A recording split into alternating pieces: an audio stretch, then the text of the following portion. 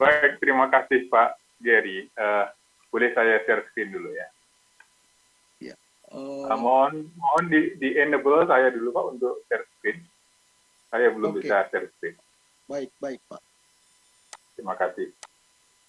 Salam Bapak Ibu, salam hormat dan salam kenal dari. Salam. Halo.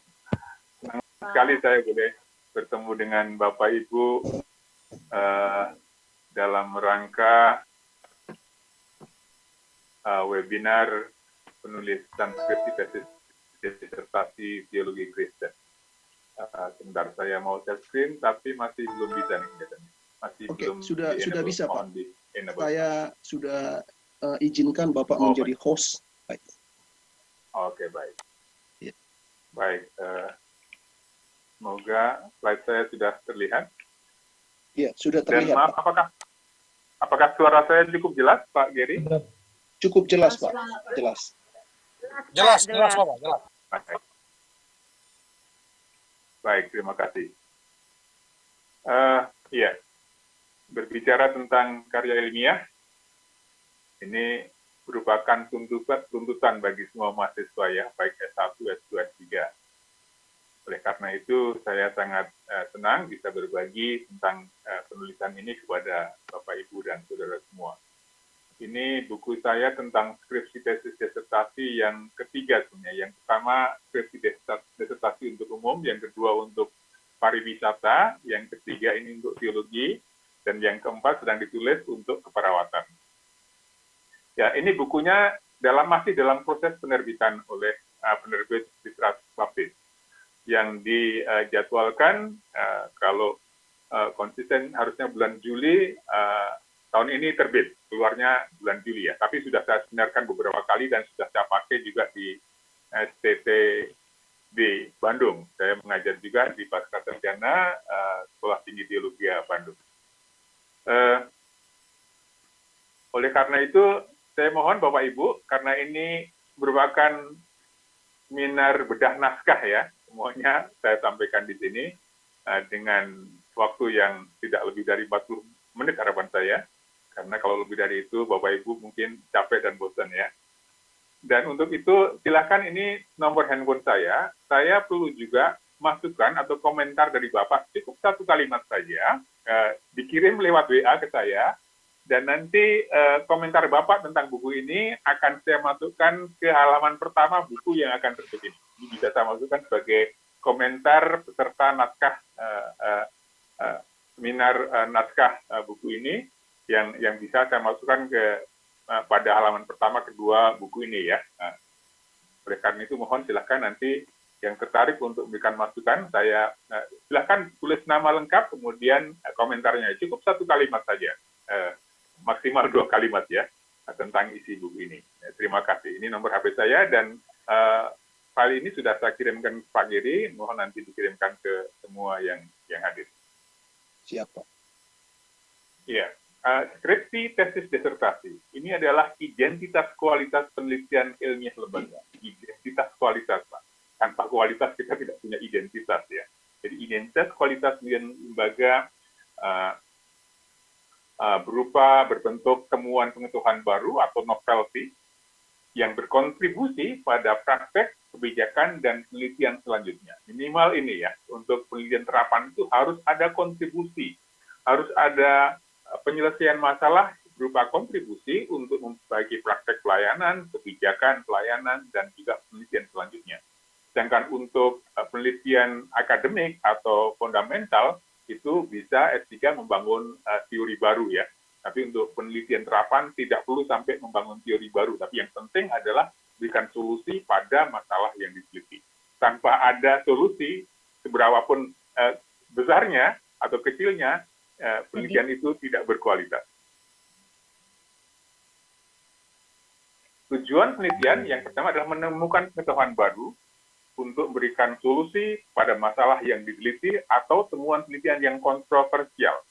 Artinya bahwa kalau ada dua penelitian yang hasilnya berbeda dan kita mau meneliti judul tersebut masih sangat mungkin dan hasil temuan kita akan memberikan solusi pada temuan yang kontroversial ini. Yang kedua, membantu mahasiswa meneliti dengan standar penelitian yang berkualitas. Alurnya jelas, dari judul sampai kesimpulan itu jelas sekali ya, benang merahnya harus ada. Kemudian mengembangkan potensi, membangun jati diri mahasiswa, dan membangun reputasi penelitian lembaga. Jati diri seorang mahasiswa akan dikenal oleh masyarakat kalau hasil penelitian mereka bisa diterapkan, bisa memberikan solusi, bisa memberikan kontribusi, baik untuk praktek, kebijakan, dan juga untuk penelitian selanjutnya. Reputasi lembaga juga dinilai oleh penelitian juga ya. Bahkan dosen juga dinilai itu dengan karya ilmiahnya itu 45% ya, yang lainnya di bawah itu ya. Jadi nilai tertinggi sebuah perguruan tinggi termasuk performance dosen itu adalah pada karya ilmiah. Penelitian teologi ini yang membedakan dari penelitian lainnya. Ini tentang penelitian tentang Tuhan, karakter Tuhan, tindakan Tuhan, hubungannya dengan jagat raya dan manusia. Oleh karena itu penelitian ini sangat luas, paling luas dibandingkan dengan ilmu-ilmu lainnya. Fokus pada iman Kristen secara rinci melalui studi Alkitab, sejarah, kekristenan, para ahli, etika, dan tindakan orang-orang percaya. Inilah yang membedakan penelitian teologi dari penelitian lainnya. Kemudian ruang lingkup penelitian teologi, ini adalah bidang Bapak Ibu, jadi tidak usah saya jelaskan dengan rinci, apa itu biblika, apa itu sejarah, apa itu sistematika, apa itu penelitian praktis juga, atau praktika ya. Ini semua adalah bidang kajian Bapak Ibu, dan isinya pasti sudah diketahui ya Pak. Ini perbedaan skripsi, tesis, dan disertasi. Perbedaan yang paling utama adalah pada kedalaman isi skripsi, tesis, dan disertasi. Kedalaman ini ditunjukkan oleh salah satunya judul ya, judul dengan variabel, jumlah variabel itu menyatakan kedalaman juga ya. Jumlah pertanyaan ya, kemudian publikasi ada lokal, nasional sampai internasional itu juga kedalaman juga. Kemudian rujukan itu juga menyatakan kedalaman. Kemudian juga rujukan minimal S1 25, S2 50, S3 100. Tapi sekarang boleh double dari ini ya, bahkan S3 boleh 350 sampai 500 referensi itu dengan mudah didapat kalau kita tahu script-nya ya. Kemudian ukuran halamannya ini S1 60 halaman, S2 100 halaman, S3 200 halaman. Ini secara internasional sama. Di Inggris S2 juga 100 halaman, S1 juga 60 halaman, S3 juga kurang lebih seperti ini ya. Atau 15.000 kata, 20.000 kata, dan 50.000 kata untuk S3. Kerangka skripsi, tesis, dan disertasi. Oke, untuk penelitian lapangan, ini umumnya adalah penelitian lapangan, penelitian yang menggunakan metodologi, ada pengumpulan data, ada instrumen, dan sebagainya ya. Berbeda dengan penelitian laboratorium, di sana ada material dan sebagainya. Jadi penelitian lapangan minimal ada 6 aspek ini. Ada judulnya pasti, ada pendahuluan, ada kajian teori, ada metodologi, temuan pembahasan, dan kesimpulan. Isinya hanya ini. Dan ada tentunya referensi ya. Kemudian proposal hanya sampai metodologi ya. Judul penelitian, pendahuluan, kajian teori, metodologi. Kemudian daftar pustaka dan instrumen atau termasuk pengumpul data ya, instrumen.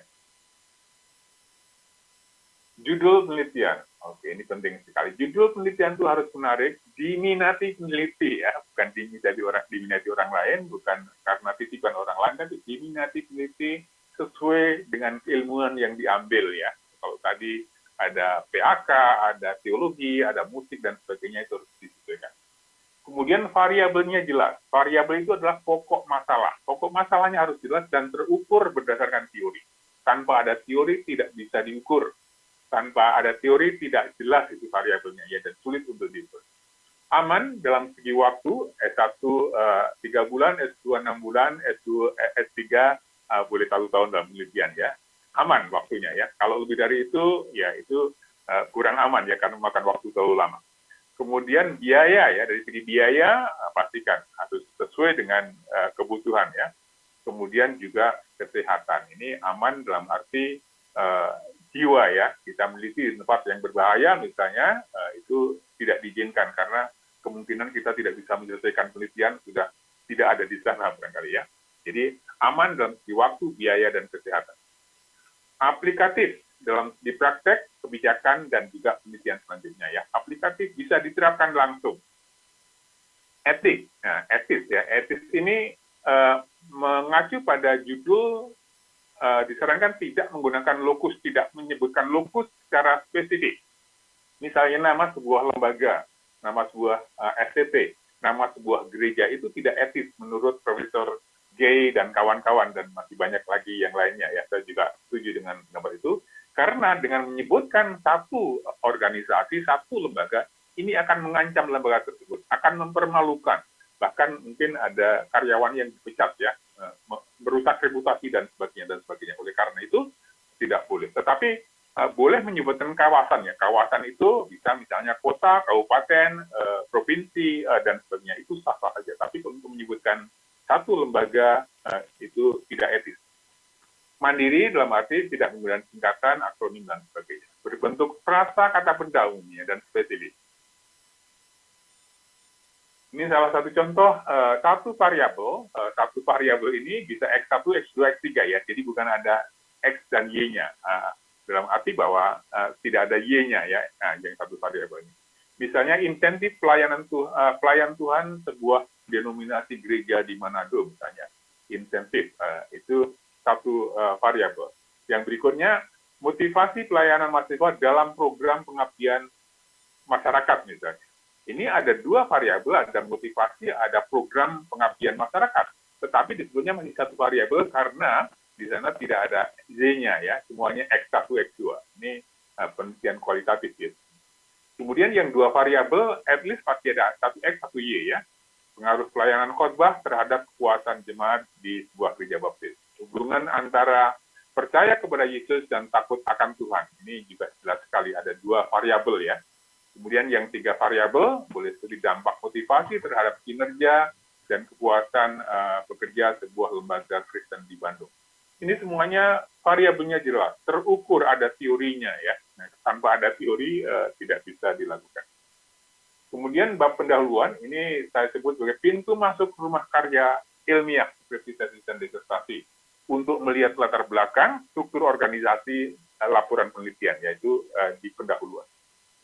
Pendahuluan ini fungsinya memperkenalkan judul, fenomena dengan review penelitian terbaru, mengungkapkan pentingnya dan masalah penelitian, menyatakan gap berdasarkan penelitian terkini, menjelaskan kontribusi temuan yang akan diperoleh. Ini salah satu contoh kerangka pendahuluan. Sebuah bab yang baik, sebuah tulisan yang baik, itu harus ada bagian pembuka dan bagian penutup. Ya, selalu begitu, upayakan ada itu. Bagian pembuka cukup memperkenalkan judul, bab ini membahas apa saja gitu ya. Kemudian bagian utama pendahuluan ini adalah latar belakang penelitian, ini penting sekali. Apa itu latar belakangnya? Pertama, perkenalkan judul secara langsung. Jangan bertele-tele ya. Kalau berbicara tentang pelayanan, tidak usah berbicara tentang Indonesia secara keseluruhan misalnya, itu terlalu luas. Jadi langsung bicarakan apa itu pelayanan secara umum. Di mana itu pelayanan dilakukan. Mengapa harus ada pelayanan dan sebagainya. Setelah itu jelaskan apa itu pentingnya pelayanan. Pentingnya pelayanan dalam segi sosial, ekonomi dan budaya ya. Itu ke sana ya. Apa pentingnya? Kalau tidak ada pentingnya berarti penelitian ini tidak penting ya. Harus bisa mengungkapkan dari segi sosial, ekonomi, budaya. Kemudian juga ada masalah penelitian. Ini yang lebih penting lagi. Harus ada masalah, harus jelas indikatornya ya.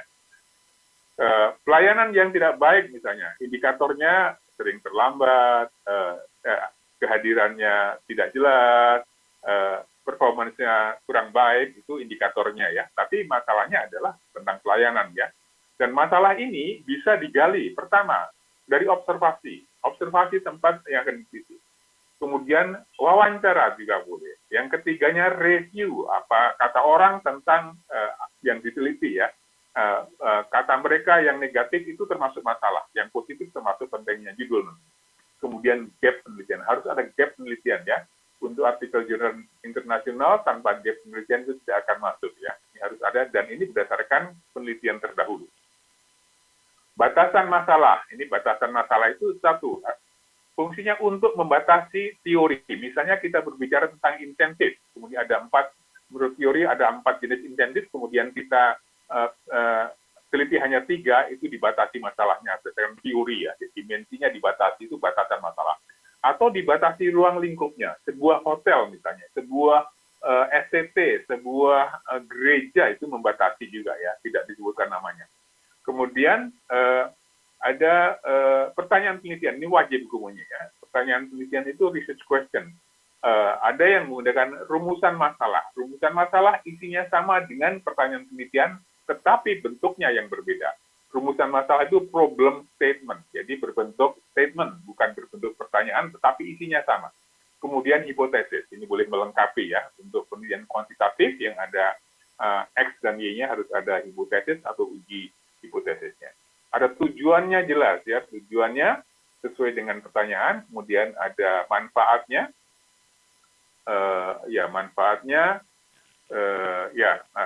secara teori dan secara praktis tentunya ya, nanti ada contoh berikutnya. Kemudian definisi istilah dan sistematika penelitian ini optional ya, karena ini biasanya istimewa untuk sistematika penelitian ini optional karena kalau dimasukkan ini akan menambah jumlah kesamaan dalam Turnitin ini. Kalau dicek Turnitin jumlahnya kesamaannya akan bertambah dengan menggunakan sistematika karena yang lain juga menulis hal yang sama.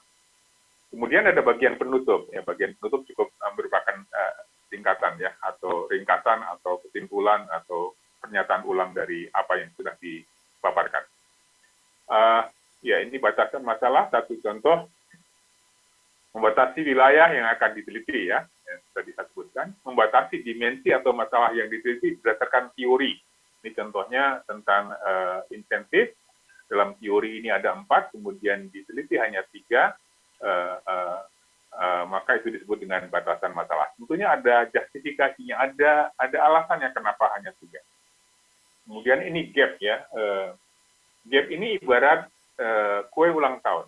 Kue ulang tahun ini kalau kita potong-potong menjadi 10 taruhlah ya, itu setiap potong masih disebut dengan kue ulang tahun. Tetapi posisi dan pernak-perniknya berbeda. Inilah yang membedakan penelitian kita dari penelitian yang lain. Namanya masih sama, tetapi posisi dan pernak-perniknya berbeda. Dengan kata lain, untuk menemukan gap, baca 3-5 penelitian terkini dengan variabel X yang sama, judulnya sama ya, kemudian variabel Y-nya berbeda. Jadi yang kelima itu disebutkan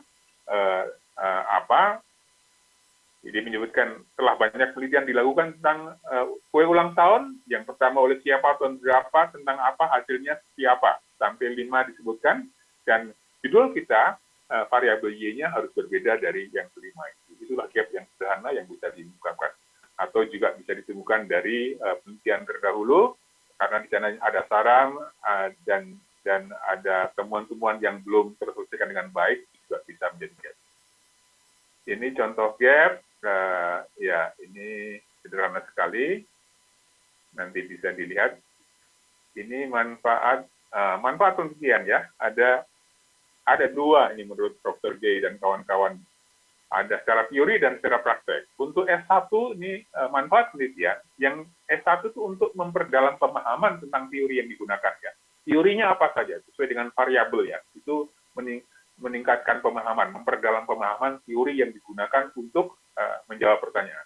Yang S2 sudah berani menentang dan juga sudah berani memperluas, memperkuat dan menentang. Untuk S3 berani menentang dan bahkan membangun teori baru ya, ini untuk grounded teori, untuk membangun teori baru.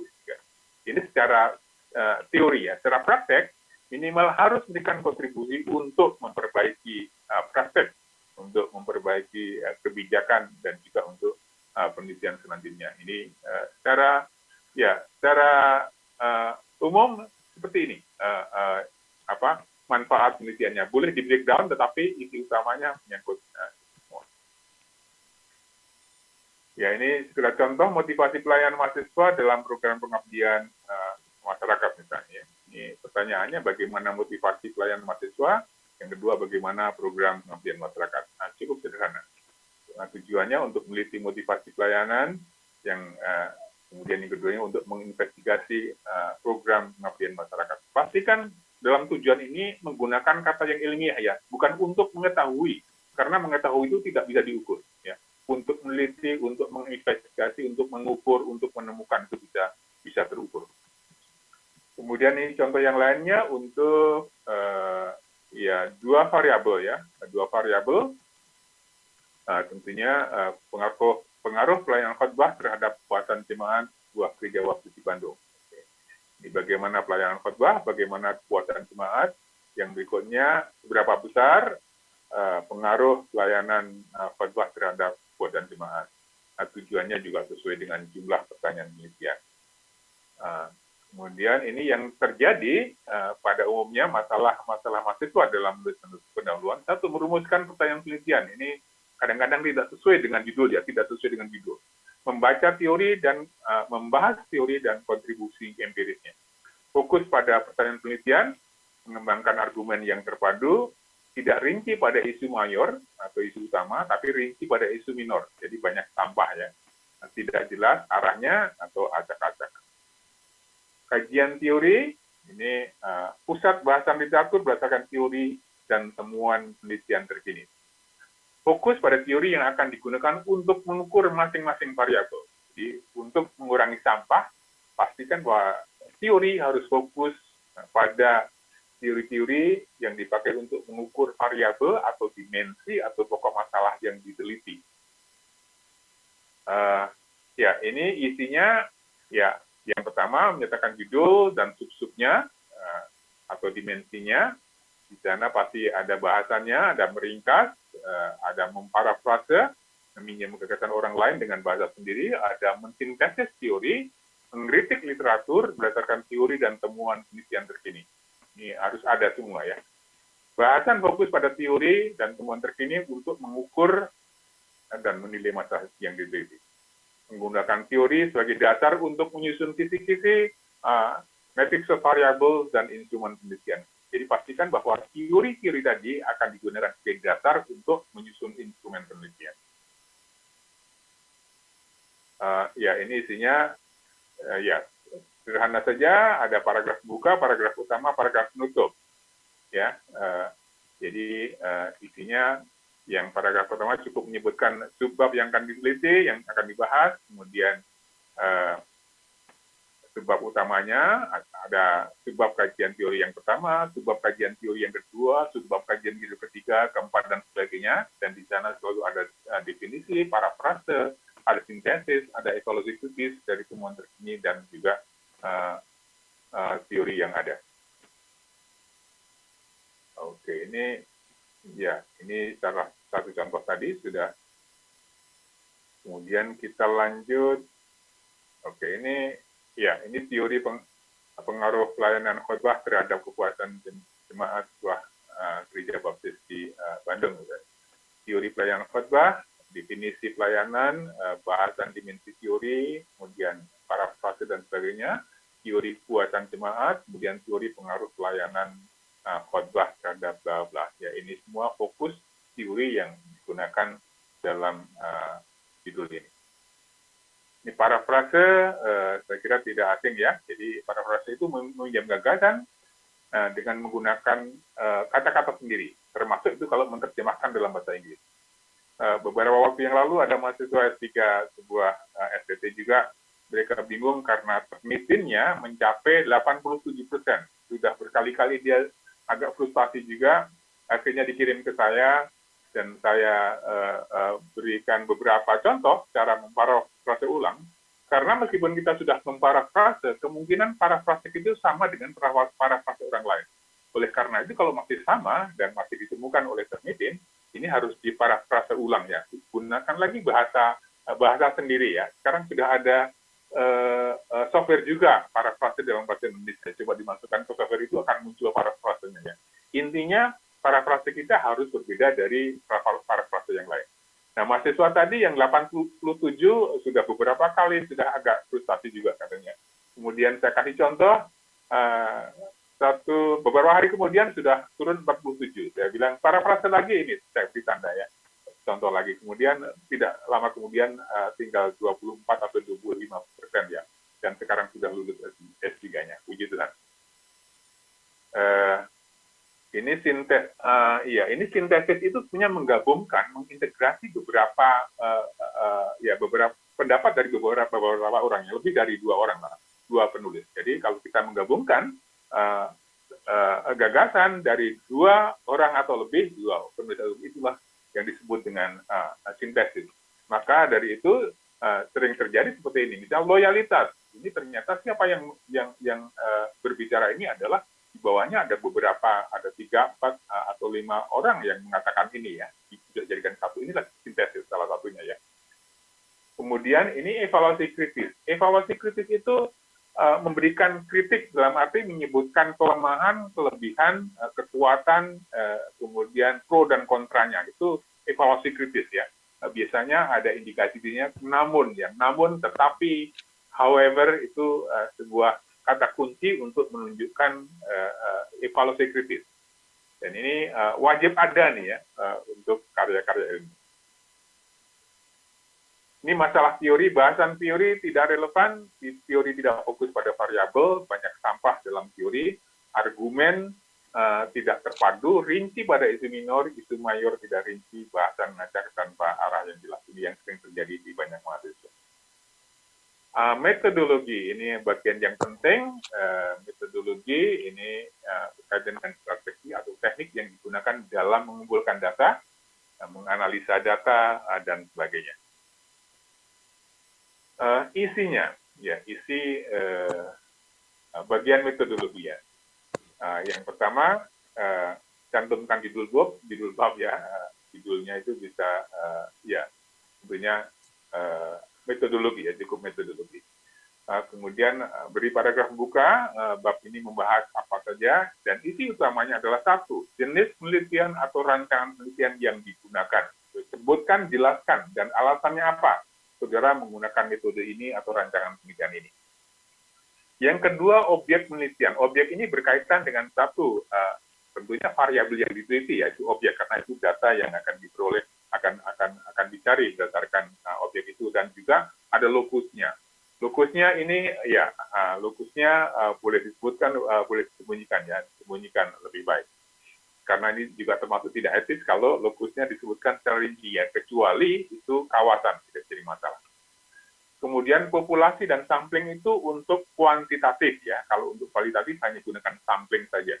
Dalam kuantitatif, istilahnya kita gunakan responden, yang sering dalam kualitatif kita gunakan informan atau partisipan. Kemudian teknik pengumpulan data atau kemudian diikuti oleh MOV atau Matrix of Variable atau fokus penelitian atau uji keabsahan biasanya ya. Kemudian ada teknik analisa data. Jadi isinya 5 poin ini ya, harus ada dan dijelaskan dengan baik. Suatu mengatakan teknik pengumpulan data sudah rinci. Ini teknik ini, wawancara ini untuk mengumpulkan data apa saja, siapa yang diwawancarai, berapa orang, dan sebagainya. Begitu juga waktu menyebarkan angket. Datanya apa, alatnya apa, kemudian itu yang paling utama harus ada kejelasannya ya. Jadi begitu juga sewaktu menyatakan teknik analisa data. Ada beberapa teknik ya. Teknik ini untuk menganalisa data yang mana, teknik ini untuk menganalisa yang mana ya. Misalnya ada, kalau kuantitatif ada statistik deskriptif, itu untuk menganalisa misalnya termasuk profil karyawan, profil jemaat misalnya ya. Itu ada usia, ada demografi, psikografi, itu masuk dalam deskriptif statistik. Sedangkan yang lain kemungkinan menggunakan sekaligus, menggunakan internal factor analysis, external factor analysis, ada SWOT, dan sebagainya. Dan berikutnya, kalau itu 2 variabel atau lebih yang X dan Y, harus ada 1 minimal teknik yang untuk menguji hubungan antara X dan Y. Oke, paragraf penutupnya juga harus ada. Kemudian ada beberapa jenis penelitian, ada evaluasi, ada penelitian dan pengembangan, ada penelitian tindakan, ada penelitian lapangan atau laboratorium ya. Oke, ini dalam penelitian ini jenis-jenisnya. Dalam kuantitatif ada eksperimen murni, ada eksperimen semu, ada korelasional, ada survei ya. Ini eksperimen murni itu sering dipakai di laboratorium karena itu, tapi tidak harus juga ya. Penelitian tindakan boleh menggunakan eksperimen murni di mana salah satu variabel diintervensi atau diberikan treatment. Sedangkan penelitian eksperimen semu ini yang berkaitan dengan ya tadi pengaruh X terhadap Y itu termasuk eksperimen semu ya, yang hasilnya hipotesis dan sebagainya. Ada korelasional, ada survei. Kemudian dalam kualitatif, ini selain wawancara 4 mata ini sebagai alat pengumpul data, tapi juga sebagai jenis punya ya. Kalau dibaca lebih lanjut, ini ada jenis penelitian juga. Ada kelompok fokus, ada etnografi, ada studi kasus, ada proses observasi, ada analisis dokumen. Kemudian untuk S3 ini boleh menggunakan sequential explanatory, ada sequential exploratory. Explanatory mulai dari kuantitatif nih kualitatif, kemudian ada mulai dari kualitatif ke kuantitatif dan selanjutnya ya, ini semuanya ada terus terinci dalam buku. Kemudian jenis sampel, ya ini ada probability, itu ada sampel simple random, ada systematic, certified, cluster, ada multi-stage, menggunakan lebih dari satu stage tentunya ya. Ada kemudian ada non-probability, ini ada Cantonian, ada kuota, itu ada sensus. Cantonian ini biasanya satu, aksesnya mendapatkan sampel, akses to Cantonian, kemudian kalau menggunakan Snowfin, jumlahnya jatuh 98, jadikan 100, itu juga convenient. Kuota sudah ditentukan kuotanya berapa. Accidental itu menyebarkan angket sebanyak mungkin, kemudian diterimanya seadanya, itu accidental ya. Kemudian sensus itu biasanya jumlah populasi sama dengan jumlah responden, itu sensus. Kemudian kalau untuk kualitatif, banyak sekali jenisnya, tapi ini juga yang sering dipakai juga ada intensity, ini misalnya ada yang senior, ada yang junior, ada yang supervisor, manager misalnya, yaitu tingkat usia boleh, tingkat pengalaman boleh dibedakan. Homogen ini rata, semua manajer misalnya. Criterion ini bisa seperti pentahelix, ya, ada 5 aspek. Pentahelix itu ada akademisi, ada stakeholders, ada masyarakat, ada industri, ada dan sebagainya. Kemudian snowball ini sering digunakan polisi ya. Tangkap satu informan atau satu maling, ditanya, diinterogasi sampai bisa menangkap yang lain, sampai informasi yang cukup baru dianggap penting. Itu snowball. Nah, ini ukurannya penting sekali. Untuk ya S1 100 itu responden, 201 dianggap cukup, 300 S23 bagus, 500 sangat bagus, 1000 itu paling bagus. Untuk dapat 100 ini biasanya dengan Clovin 10% atau margin of errors itu jatuhnya kira-kira ya 93 sampai 97 ya. Untuk yang 300 ini yang 5%, biasanya 5% itu jatuhnya di atas 300 ya. Yang 1% bisa di atasnya sebenarnya. Ini yang kuantitatif. Yang kualitatif ini beragam ya, tapi harus jelas mau menggunakan yang mana, teori yang mana harus dinyatakan dan alasannya apa ya. Jadi untuk G ini mengatakan 1 sampai 20 partisipan. Ini pernah ada penelitian satu anak bayi yang baru lahir sampai usia 3-4 tahun, maka ditemukan teori pemerolehan bahasa ya. Ini hanya satu partisipan. Tapi itu sampai 3-4 tahun ya, lebih. Kemudian 5 sampai 25 ini menurut Kretschel dengan Voss, ada 6 partisipan, Morrison mengatakan seperti itu. 12 itu gas dan kawan-kawan, 9 sampai 12 ini saya yang mengambil tengahnya. Kemudian 5 partisipan itu ada pentahelix tadi yang saya sebutkan. Ya, ini metode pengumpulan datanya. Tentunya untuk kualitatif ada interview, ada focus group discussion, ada observasi, ada dokumen analisis. Yang kuantitatif ada interview, questionnaire distribution atau penyebaran angket dan observasi.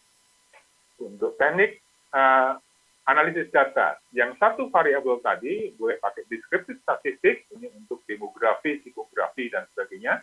Kemudian skala Likert, ada SWOT, strength, weaknesses, opportunities, and threat. Ini ada internal factor analysis, external factor analysis, dan strategic factor analysis. Itu semuanya bisa dipakai dalam kuantitatif, ya, dengan satu variabel. Kemudian yang dua variabel ini tentunya yang X dan Y, dan X dan Y minimal gunakan salah satu ini ya, boleh regresi, boleh fast analysis, ANOVA test, chi-square test, Pearson correlation, Pearson correlation. Kemudian yang kualitatif ini tadi X1, X2 ini umum sekali meskipun istilahnya berbeda-beda ya. Ada yang data reduction itu pertama pasti ada reduksi data karena data kualitatif itu sangat numpuk, sangat banyak. Atau mereka katakan deconstruction. Ada coding itu mengelompokkan data ke dalam grup atau variabel atau dimensi atau indikatornya, kemudian juga menyembunyikan nama partisipan ya, membuat kode nama partisipan itu coding. Kemudian pasti ada comparing, membandingkan antara satu yang lain ya. Ada kemudian yang berikutnya interpreting. Maaf, saya sebentar ini dulu.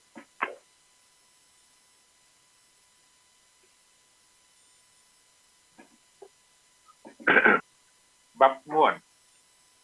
Ini menampilkan data penelitian dengan jelas sesuai dengan urutan pertanyaan penelitian. Menganalisis data, mensintesis hasil penelitian dengan temuan terkini dan teori yang ada ya, dan interpretasi. Pastikan ada sintesis.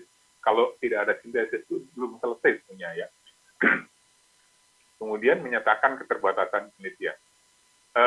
Keterbatasan penelitian berbeda dengan batasan penelitian. Tadi batasan penelitian untuk membatasi dimensi dan juga wilayah itu ada di bab 1. Tetapi keterbatasan penelitian ini di bab 4 ya, di bab 4. Nanti contohnya ada. Nah, ini cara menyusun bab 4, ini bisa tematik, bisa non tematik. Yang tematik ini ya masing-masing variabel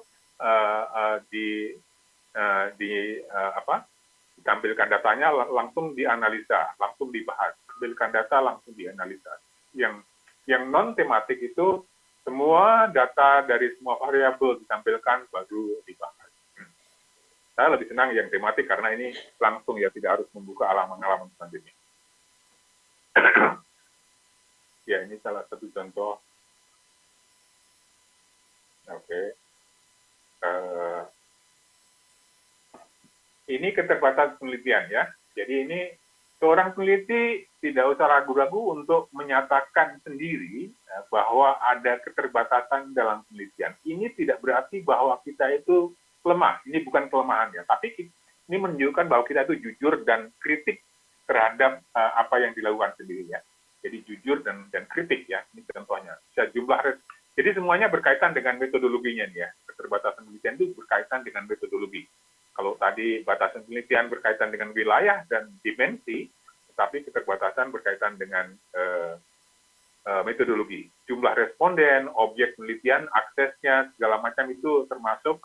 Jadi semua hal yang menjadikan atau mempengaruhi hasil temuan itu disebutkan sebagai keterbatasan penelitian.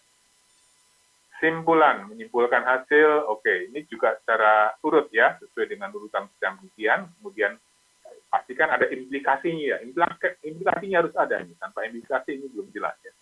Pada praktek, pada kebijakan, dan juga pada penelitian selanjutnya. Kemudian ada rekomendasi untuk menyarankan penelitian selanjutnya. Abstrak ini ini pasti tahu bahwa isinya minimal tujuan, metode, hasil, dan kesimpulan. Ukurannya 100 sampai 250 kata cukup ya.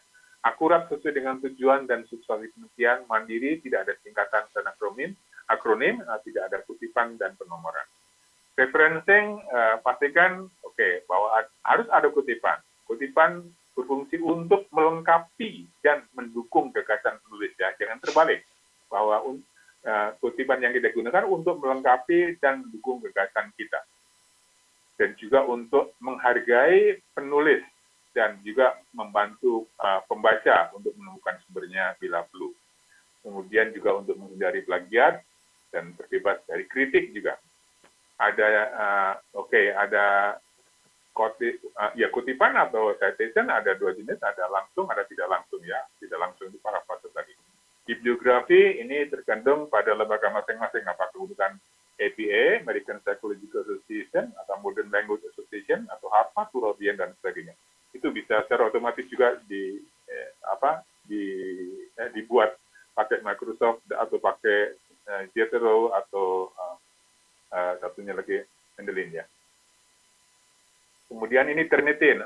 Sekarang yang terakhir ini yang diterima adalah 24%. Artinya kalau kesamaan tulisan kita di bawah 24% itu diterima oleh lembaga ya.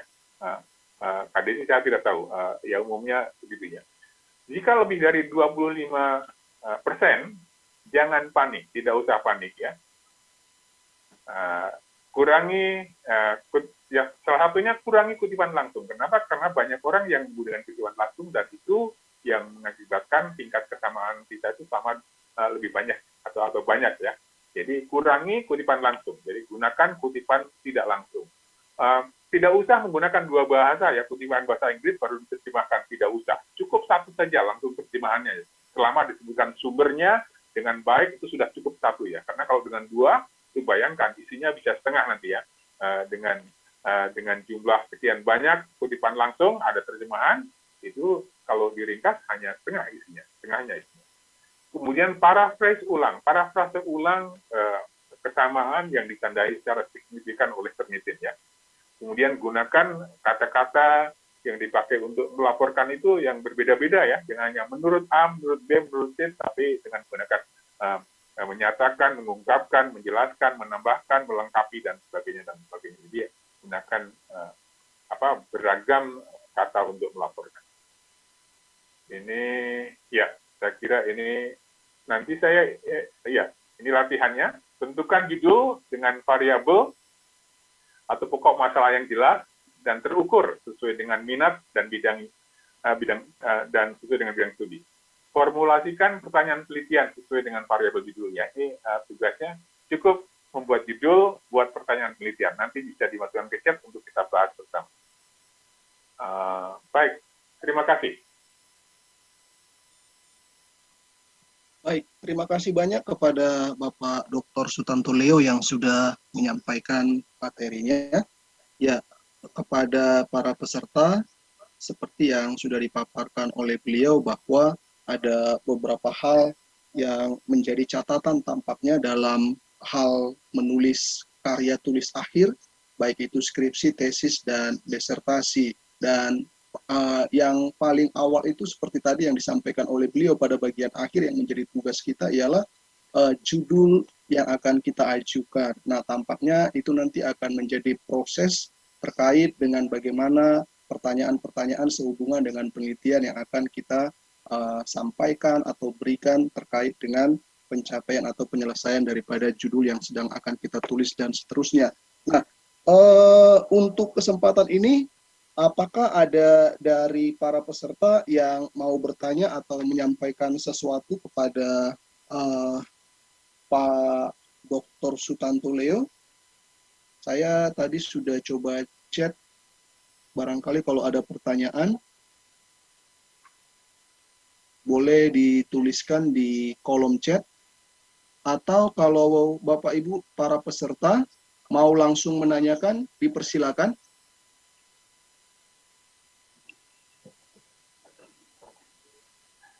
Ada tiga penanya pertama saja dulu. Oke. Oh ya, saya Sagala ya. Silakan. Iya, Pak. perkenalkan saya dari Gereja Gerakan Pentakosta. Terima kasih untuk kesempatan ini. Pertama-tama izinkan nanti kiranya Pak Prof bisa membagi materi ini kepada kita via soft copy tentunya. Kita sangat berharap itu pertama. Yang kedua, memang banyak hal yang kita temukan yang baru dalam kesempatan ini. Pertama-tama bahwa membuat judul tadi supaya spesifik. Kita sudah terjebak selama ini membuat judul-judul, menyebut nama lembaga dan seterusnya. Ternyata itu melanggar sebuah etis. Jadi selama ini kita, apalagi dalam penelitian kuantitatif, selalu menyebut secara spesifik. Dan saya pikir ini menjadi sebuah hal yang baru bagi kita. Yang kedua bahwa kajian teori, saya menemukan sebuah catatan bahwa kajian teori itu dalam bab kedua, itu selalu disebut di sana kita mulai membahas itu dengan kata kunci. Ini yang saya sulit memahami ini. Jadi untuk memulai kajian teori di bab kedua itu, dalam teori yang saya baca itu, disebut di sana diarahkan untuk mengupas itu kita mulai dari kata kunci. Nanti bagaimana Prof kira-kira nanti berpendapat soal ini. Yang kedua soal wawancara. wawancara ini bagaimana kira-kira kuatnya wawancara ini dan bagaimana kita bisa mempersiapkan sebuah wawancara, karena wawancara adalah sebuah persepsi, dia bukanlah nilai-nilai angka. Lalu bagaimana nanti kita bisa memuat ini, apalagi dia masuk ke dalam kuantitatif, kecuali kalau mungkin kualitatif. Lalu istilah temuan baru, ini memang temuan baru ini agak rumit memang, apalagi nanti sudah di jenjang S3, termasuk S2 saya pikir temuan baru, karena begini Pak Prof, ya memang ini sudah teori dan ini sudah dilakukan banyak orang, tapi juga seakan-akan gini, kalau dia misalnya kasus-kasus yang bersifat misalnya hukumlah kriminal, itu memungkinkan akan ada temuan-temuan baru atau disebut novum mungkin ya, ada temuan baru seperti itu, sehingga itu bisa menjadi sebuah acuan untuk pembahasan dan seterusnya. Lalu yang berikutnya perlu juga mungkin membicarakan soal tadi apa namanya itu, ada juga ini lagi teori, tapi bagi saya ini menarik sekali karena teori yang saya baca dalam mengutip itu, kalau terjemahan itu bahasa aslinya harus ditulis lalu dibuat terjemahannya. Lalu tadi di sini saya pikir sesuatu hal yang baru, bahwa memang justru tidak usah dibikin untuk bahasa aslinya langsung terjemahan. Saya pikir ini sesuatu justru yang lebih bagus, seperti saya tidak mengikuti sebuah teori yang lama. Mungkin ini dulu Prof untuk bisa memberikan apa namanya gambaran-gambaran baru. Yang terakhir mungkin, karena mungkin kita banyak konsen di teologi, memungkinkan nggak teologi itu dalam kita menulis, misalnya apakah itu tesis, apakah disertasi, tanpa wawancara dalam metode kualitatif. Jadi murni misalnya dia hermeneutik teks, tanpa kita harus ada wawancara atau kuesioner. Itu mungkin Pak Prof. Terima kasih, Tuhan berkati kita. Oke, ya terima kasih Bapak Fordin Sagala. Apakah mau langsung direspon Pak Associate Prof. Dr. Sutanto Leo atau mau menunggu 2 lagi? Langsung saja tampaknya ya Prof ya. Langsung saja. Ya, langsung saja, baik. Ya, kami persilakan kepada Associate Prof. Dr. Sutanto Leo untuk merespon. Baik, terima kasih Pak Korden ya. Pertanyaannya bagus sekali Pak. Nah, semoga ini mewakili semua yang lain ya. Baik, yang pertama tentang materi ini sudah saya kirimkan ke Pak Geri, jadi nanti mohon Pak Geri dikirim ke semua peserta ya. Yang kedua, itu materi ada nomor handphone saya juga, jadi kalau ada masalah tentang tentang disertasi, mau WA secara pribadi juga boleh. Tolong berikan komentar tentang apa yang saya sampaikan tadi, yang kemungkinan akan saya masukkan di halaman pertama buku yang akan terbit pada bulan Juli. Yang kedua tentang judul ya, memang dulu sekolah kami juga begitu di perhotelan ya, menyebutkan satu hotel. Tapi setelah saya baca teori ya, kemudian saya tulis buku, ya saya tentang itu. Meskipun ada yang sudah nyaman atau merasa enak dengan menyebutkan sumber ya, dengan mengatakan bahwa ini kan sudah tradisi kita. Tradisi itu boleh dilakukan, tapi kalau sudah tahu yang benar, sebaiknya tidak digunakan yang tidak benar kan gitu ya. Artinya setiap teori itu berkembang punya. Jadi kalau dulu belum mengetahui tidak masalah, tapi sekarang sudah mengetahui bahwa dengan menyebutkan lokus itu mengancam lembaga, mempermalukan lembaga. Bahkan dalam seminar seperti ini saya pernah menyebutkan ini tentang literasi anak usia dini ya.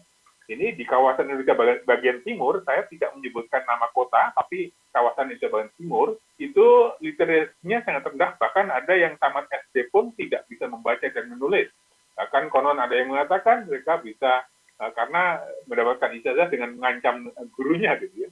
Itu ada yang tersinggung itu peserta seminar. Tapi saya katakan, dalam forum ilmiah, kalau saya menyebutkan nama sebuah lembaga, nama sebuah sekolah, nama seseorang itu yang tidak tidak etis. Tetapi kalau saya menyebutkan wilayah Indonesia bagian timur, apalagi Indonesia, itu masih sah-sah saja dalam penelitian ya. Jadi pastikan judul tidak menyebutkan lokus secara spesifik dalam arti nama sebuah lembaga, nama sebuah gereja, karena itu mengancam, boleh mengancam pendetanya, boleh mengancam pimpinannya, mempermalukan gitu ya. Karena apa? Bahwa yang di situ itu ada masalah. Judul penelitian adalah masalah. Masalah itu harus ditunjukkan apa masalahnya ya. Dan tidak semua orang siap untuk menerima atau ditunjukkan masalahnya ya. dan itu juga disebut tidak etis oleh Profesor Gay dan kawan-kawan. Kemudian ya kata kunci betul sekali. Saya ini dulu saya pernah yang menguji sidang pasca sarjana dulu sekali ya. Ada seorang dosen mengatakan, "Loh kenapa kamu ujuk-ujuk ya secara langsung ini berbicara tentang misalnya berbicara tentang promosi ya promosi." Yang saya bimbing pasti langsung berbicara tentang promosi secara umum. Apa itu promosi? Kenapa dia lakukan promosi? Di mana saja promosi dilakukannya? Nah, ada dosen yang protes, kenapa ujuk-ujuk langsung promosi? Saya katakan bahwa dalam karya ilmiah harus ujuk-ujuk, harus straightforward. Kita tidak tentang Indonesia dulu, kemudian Undang-Undang 45, kemudian pemasaran, baru promosi, itu sampah yang diungkapkannya. Tetapi dengan mengungkapkan langsung kata kunci, itu akan sangat menarik kalau digali secara mendalam ya. Dan berdasarkan teori-teori yang ada dikaitkan dengan apa pentingnya itu promosi secara sosial, ekonomi, budaya, kemudian masalahnya apa, itu sudah fokus dan sangat menarik dan itulah penelitian gitu ya. Jadi tetap mulai dari kunci straightforward. Ini cara berpikir karya ilmiah orang Barat juga itu straightforward langsung ya. Kalau Indonesia kan puter-puter tuh ya, muter-muter dulu ya. Arab juga itu zigzag, itu panjang lebar tidak langsung. Tapi dalam karya ilmiah harus langsung. Oleh karena itu banyak dikatakan bahwa penelitian karya ilmiah atau termasuk skripsi tesis dan disertasi di Indonesia itu sebenarnya cukup ditulis setengahnya katanya. Itu banyak sampahnya katanya ya, bertele-tele. Kemudian wawancara tadi ya, wawancara. Yang namanya wawancara ya, kenapa wawancara memang kualitatif itu disebutnya subjektif ya. Tetapi subjektif ini justru bisa mengungkapkan apa ya hal secara jelas. Jadi mengungkapkan perilaku masyarakat dengan jelas ya. Misalnya katakan kalau kita menggunakan pertanyaan misalnya bagaimana menurut saudara persiapan khotbah pendeta misalnya ya persiapan. Ini kalau dengan baik cukup baik kurang sangat kurang itu hanya angka ya. Tetapi kalau diungkapkan dengan kata-kata itu akan beragam, ya, akan luas sekali gitu ya. Jadi kita bisa mengambil ungkapan-ungkapan itu untuk mewakili perasaan atau behavior seseorang, ya. Jadi saya lebih senang sebenarnya menggunakan kualitatif karena ini bisa mengungkapkan perasaan. Kenapa kuantitatif? Ini kalau kuantitatif yang nanti jawabannya hanya hipotesis, maaf ya hipotesis itu sebenarnya artinya apa? X berpengaruh pada Y itu tidak menghasilkan apa-apa. Terus ternyata kalau kita meneliti sebuah gereja, kemudian jawabannya itu hanya hipotesis, berkhotbah sangat berpengaruh pada kekuasaan jemaat misalnya. Bukan itu yang kita teliti tadi ya. Tapi kita harus meneliti bagaimana khotbah itu secara rinci ya, secara detail gitu ya. Itu yang paling utama. Dan bagaimana kepuasan jemaatnya secara rinci, bukan hanya hubungannya.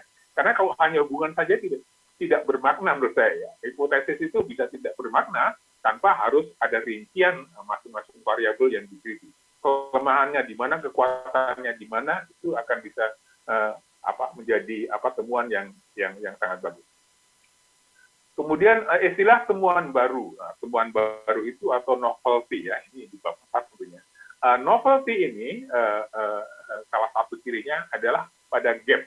Sewaktu kita punya gap penelitian atau kesenjangan penelitian, artinya penelitian kita berbeda dari penelitian terdahulu, pasti ada perbedaannya dengan pertemuan mereka, bukan? Jadi tanpa gap ini kita tidak bisa menemukan temuan baru. Jadi artinya harus ada gap yang jelas yang mengatakan apa yang sudah diteliti orang lain dan bagaimana penelitian kita berbeda dari mereka. Yang artinya bahwa temuan kita harus ada temuan yang berbeda. Itulah temuan baru. Yang temuan baru ini adalah untuk memberikan solusi pada masalah yang diteliti. Kemudian terjemahan, ya ini mungkin panduannya ada yang masih mengatakan gunakan bahasa asli, kemudian bahasa Indonesianya tidak. Dalam arti bahwa dalam karya ilmiah yang penting adalah informasinya, yang penting adalah gagasannya. Siapapun yang menggagas dalam bahasa apapun, selama itu ditunjukkan sumbernya dengan benar gitu ya, ikuti aturan yang ada, itu sah. Kalau kita menggunakan terjemahan, apalagi nanti ada terjemahan bahasa Latin, bahasa Ibrani, Inggris, Indonesia, Anda bayangkan, itu 3 hal bisa 1 halaman ya. Jadi 1 halaman itu isinya hanya sepertiga halaman semuanya. Jadi yang penting kan informasi yang sepertiga halaman itu yang diperlukan dalam bahasa Indonesia aja, karena tesis atau disertasinya dalam bahasa Indonesia cukup. Yang penting sumbernya harus dikutip dengan memadai. Kemudian dalam ini saya tadi ada satu sumber yang belum ini kan ada exegesis tadi ya. Ada exegesis itu punya penelitian bukan penelitian lapangan, itu termasuk desk research ya. Ada desk research. Itu sah saja, ini tergantung pada STT, pada lembaga. Apakah ini mengizinkan mahasiswa untuk menulis skripsi disertasi berdasarkan exegesis. Ini exegesis itu ibarat tadi saya katakan seperti artikel pada umumnya ya, menjadi artikel yang artikelnya namanya juga desk research atau yang isinya ada judul, kemudian ada di sana ada pembukanya juga, pembukanya menyatakan apa itu yang diteliti, seperti apa, kemudian poin-poinnya apa, kemudian bagian utamanya apa, dan penutupnya apa. Untuk exegesis itu judulnya cukup sederhana. Exegesis misalnya Matius ayat berapa sampai berapa. Itu cukup ya. Jadi seperti itu. Itu sah-sah saja. Kemudian yang lain selain exegesis, tadi saya sebutkan desk research, yang lainnya itu yang ya kalau lembaga mengizinkan, tapi pada umumnya kalau sekolah-sekolah universitas umumnya tidak mengizinkan yang desk research ya. Tetapi itu sebagai syarat untuk salah satu syarat untuk mendapatkan ijazah yaitu menulis artikel jurnal. Jadi artikel jurnal itu yang umumnya itu based on penelitian lapangan, tetapi boleh ditulis juga desk research ya. Yang penting terbit pada jurnal internasional kan gitu ya. Jadi itu sah saja, tapi itu untuk untuk syarat setelah membuat skripsi, tesis, dan disertasi. Kira-kira seperti itu. Terima kasih Pak Kordin. Mungkin ada yang belum jelas. Terima kasih Pak memberikan pencerahan dan terus mendorong untuk semangat. Terima kasih sekali, saya banyak menemukan hal hari ini. Terima kasih Pak Prof. Ya, baik. Terima kasih Pak Prof. Sutanto Leo yang sudah menjelaskan dan mencerahkan khususnya kepada kita dan juga Pak Kordin Sagala. Dan untuk menjawab pertanyaan yang pertama tadi, di kolom chat saya sudah bagikan link untuk mendapatkan atau mengunduh materi beliau. Jadi Bapak Ibu bisa dilihat di kolom chat, saya sudah kirimkan linknya, Bapak Ibu bisa buka dan ambil di Google Drive-nya saya. Jadi silakan bagi Bapak Ibu yang memerlukan materinya tinggal diklik dan diunduh. Lalu Prof, kita langsung saja pada pertanyaan yang kedua, ada di kolom chat. Nanti Bapak Ibu kalau memang mau bertanya lagi silakan tuliskan di kolom chat atau juga langsung. Saya bacakan yang ada di kolom chat. Shalom Pak, mau bertanya tentang penulisan abstrak, apakah ada perbedaan antara penelitian kualitatif dengan kuantitatif? Dan boleh minta contoh abstrak kualitatif dengan kuantitatif. Terima kasih. Demikian Prof, pertanyaan selanjutnya. Oh baik, terima kasih sekali. Intinya isi dari abstrak itu untuk artikel jurnal internasional dan juga untuk presentasi internasional itu satu minimal harus ada selain latar belakang bolehlah sedikit latar belakang atau konteksnya cukup satu kalimat. Kemudian yang penting harus ada tujuannya dengan jelas. Yang kedua metode ini minimal berkaitan dengan kalau artikel itu berkaitan dengan jumlah responden atau jumlah partisipan, kemudian bagaimana data dikumpulkan dan data dianalisa gitu ya, itu yang paling utama. Kemudian yang berikutnya ada kesimpulan dan saran. Secara kuantitatif jumlah abstrak ukurannya kurang lebih sama ya. Kalau untuk artikel jurnal itu memang ada yang pas minta 100. Kalau kita lebih 101 gitu ya, itu tidak diterima, harus dikurang menjadi 100 ya. Kalau yang 250 ya tolong jangan ditulis 100 ya. Ya tulis 240 berapa gitu, itu masih di bawah 250. Contohnya dalam buku saya semuanya ada, baik kualitatif, baik kuantitatif, juga untuk yang eksegesis atau deskriptif ya, di sana ada. Cuman di sini tidak, dalam file ini tidak saya ini kan karena terlalu panjang nantinya kalau saya masukkan ya. Intinya kurang lebih sama. Tentunya kontennya yang berbeda ya. Kalau dalam kualitatif, metode menyebutkan cukup partisipannya berapa, siapa mereka, kemudian bagaimana data dikumpulkan, dan juga bagaimana data dianalisa. Itu pasti seperti itu ya. Kemudian untuk kuantitatif juga menyebutkan jumlah responden berapa, kemudian tadi cara mengumpulkan datanya bagaimana, menganalisanya juga bagaimana. Itu kuncinya ya, jangan sampai terlewat poin itu, baik kualitatif maupun kuantitatif. Dan intinya ya kurang lebih sama isinya, tapi kurang lebih ukurannya sama, tapi isinya sedikit berbeda ya, terutama pada metodenya ya. Untuk hasilnya kalau kuantitatif tentunya berupa persentase, kalau yang kualitatif tapi berupa deskripsi tentunya. Kira-kira seperti itu. Ya, baik, terima kasih. Iya, terima kasih Pak Sutanto Leo, dan seterusnya kami persilakan kepada Bapak Dr. Binsar Huta Barat yang akan menyampaikan pertanyaan atau juga pandangan tampaknya. Silakan Bapak Dr. Binsar Huta Barat.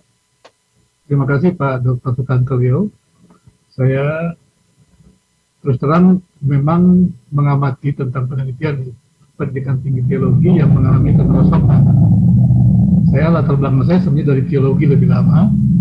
Kemudian karena melihat kondisi STT dalam penelitian, secara khusus dengan masuknya kuantitatif di STT, maka saya mengambil khusus penelitian. Doktor saya adalah penelitian. Jadi saya mengerti banyak model penelitian.